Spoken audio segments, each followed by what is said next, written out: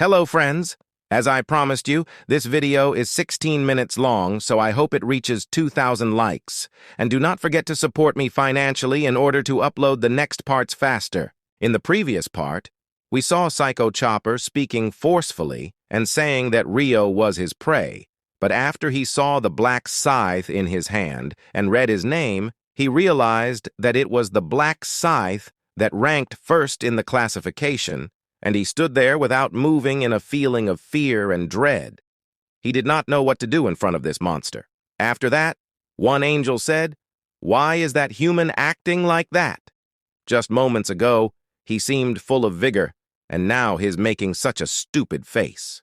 And the observing angels shook their heads, perplexed by the sudden change in the player, Psycho Chopper, who seemed dazed and lost. His expression appeared vacant, as if something was not quite right. Then one angel said, "Priscilla, isn't that your area's representative?" Priscilla wasn't in the mood to respond, clenching her teeth in frustration, and said to herself, "What on earth is that human doing? We've come this close, and he's just standing there." But suddenly laughter, irritating and mocking, echoed from the side. Then Priscilla shot a stern glare at the source of the annoying laughter, and it was Olive. Priscilla asked, and her voice tinged with frustration, "Olive, are you finding this situation amusing?"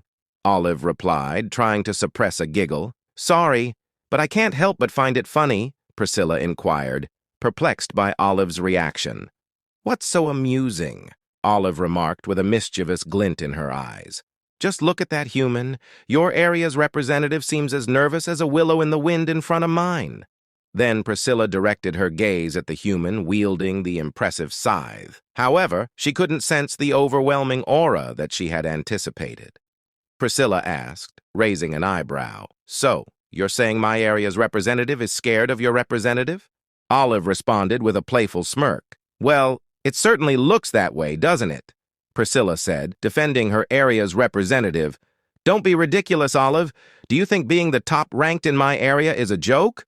My representative has never missed the top spot since round 1. Olive challenged with a hint of skepticism and said, "In your area, is just being the top ranked in his area even a big deal?" Priscilla seemed puzzled and said, "I don't get you anymore?" "What do you mean?" Olive said with pride. "My representative has never missed the top spot in the whole region," Priscilla said skeptically and surprised. "In the whole region? Where did you come out with such a lie?" Olive pointed out, raising an eyebrow, saying, "Do you still not get it? For those angels who bother to check the rankings, isn't his nickname enough of a clue?" As Olive's words sank in, the other angels finally paid close attention to the human's nickname. Then one of the angels exclaimed, "What? Black Scythe? I've seen him. He's always at the top of the results screen." Even though angels didn't typically concern themselves with human rankings, they knew who held the coveted top spot. At this moment, Priscilla felt a tremor of uncertainty and said to herself, "Black Scythe is Olive's area representative," and her confidence faltered, because if that human was indeed the feared Black Scythe, then her representative wouldn't stand a chance. But suddenly everything changed in a flash. Psycho Chopper's head dropped to the ground, severed by the Black Scythe's swift strike. Then the angels turned to Priscilla, silently acknowledging her elimination, and one of them said, "Well, Priscilla is eliminated." At this moment, the shock left Priscilla speechless. She couldn't even muster anger at this unexpected and inevitable defeat. Then one player said, "Wait, isn't that Black Scythe? Why on earth is Black Scythe here?" The representatives, just realizing the identity of their opponent, couldn't help but shiver with fear.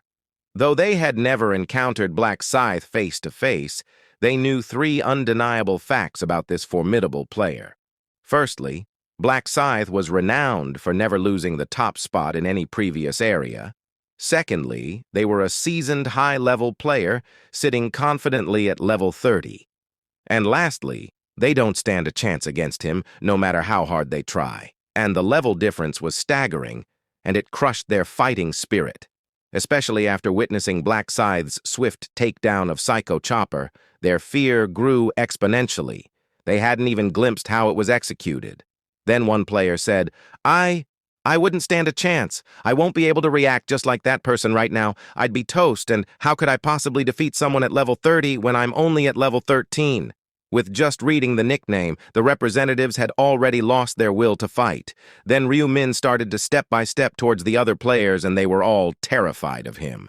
And one player said to Ryu, "Oh, hello, Black Scythe Nim. It's an honor to meet you. Ha ha ha. Can you believe it? Sharing the same area as the renowned Black Scythe Nim, it's enough to bring tears of joy to my eyes." Despite the flattery, Ryu Min's intense crimson gaze remained unwavering. He didn't even break his stride. Then the player said, hold on a moment. Let's talk this out, shall we?" So Ryu put away the weapon again, and he decided to wait and see what he wanted. After that, the player said to Angels, "Hey, angelic beings, I have no intention of fighting Black Scythe. I surrender. I surrender." Then in a flurry, all 8 representatives waved their hands, indicating their decision to surrender. The angels couldn't help but touch their foreheads in frustration, and one angel said, "What disgraceful behavior is this? Surrendering? Did they just surrender? They're ruining our carefully crafted game." The angels were fuming, feeling their patience wearing thin with the seemingly cowardly bunch they had sent into the arena, and said, "Warning. Any human who surrenders will have their head blown off, and it's best not to count on resurrection once your head's been blown off by us." Faced with the angels' menacing threat, the representatives turned pale, collectively realizing the gravity of their decision, and the fear of losing the chance to resurrect was more chilling than the prospect of their heads being blown off. Reluctantly, the representatives drew their weapons once more. They weighed their options and concluded that dying at the hands of Black Scythe was a better fate than remaining dead, unable to come back to life, courtesy of the angels. Cornered and with no other escape, they had no choice but to face this perilous situation. And one of them said, "There are 8 of us. Maybe we stand a chance." Then they cautiously encircled Black Scythe, narrowing the distance step by step. Observing this, Ryu Min couldn't help but smirk and said, "Are the angels scarier than me?" Ryu Min was unafraid of the angels. To him, angels were no more than frail beings, hardly different from humans. And if others knew their true nature, they wouldn't find them as fearsome. Then Ryu said to himself, "Of course, I can't overlook their execution ability, as the angels' lethal power allowed them to obliterate a player's heads with a single glance, and Ryu Min was not exempt from this deadly threat. And if an angel decided to act on it, his journey would come to an abrupt end. But he was sure that they won't kill the top-ranked player in the entire area, as tearing up the ticket to success in a game designed to toy with humans would undoubtedly enrage the creators. Although Ryu Min knew he couldn't be killed, he refrained from openly challenging the angels. After all, there might be an angel who hasn't used their one-time use ability yet, and if such an angel took offense for any reason, it would spell disaster. Aware of this, Ryu Min couldn't afford to confront the angels right now, and until he obtained the title that would enable him to face the angels on equal ground, he had to endure whatever they threw his way. Then Ryu glanced around and spotted the representatives cautiously closing in, akin to hyenas on the prowl. Yet Ryu remained undeterred and said with a smug grin, "No matter how many ants there are, they're still just ants." The representatives became very angry, and one of them said, "Is this brat mocking us? He's acting all cool because of his high level, huh? But we're respected rankers in our own territories too." Then they attacked Ryu, but Ryu was a step ahead, swiftly evading their attacks. Being able to anticipate their moves gave him an edge. Then Ryu started attacking them, and in one moment, 4 necks snapped and blood vessels burst simultaneously, and before the other representatives could react, Ryu Min moved like a lightning bolt, and with each pass, heads floated up one by one, and in the blink of an eye, all 8 representatives turned into lifeless corpses. Then, a hushed silence fell over the spectators, and no exceptions, whether angels or humans. The result was disheartening, yet not entirely unexpected. After all, the level disparity in this match was insurmountable. After that, the angels didn't voice their thoughts, but their puzzled expressions spoke volumes. Then one angel said, "It's over, Black Scythe won, so we have to treat Olivia, the assigned angel to Black Scythe, like a king for a while." Hearing the name Olive, Priscilla's face contorted into a malicious scowl, and she said, "You knew it would end like this, didn't you?" Olive said with a smile, "Yes, I did." Priscilla said angrily, "Of course! You tricked us all with this proposal knowing you'd win." Olive said, "What nonsense! I suggested a game that would favor me, obviously. Why else would I propose it?"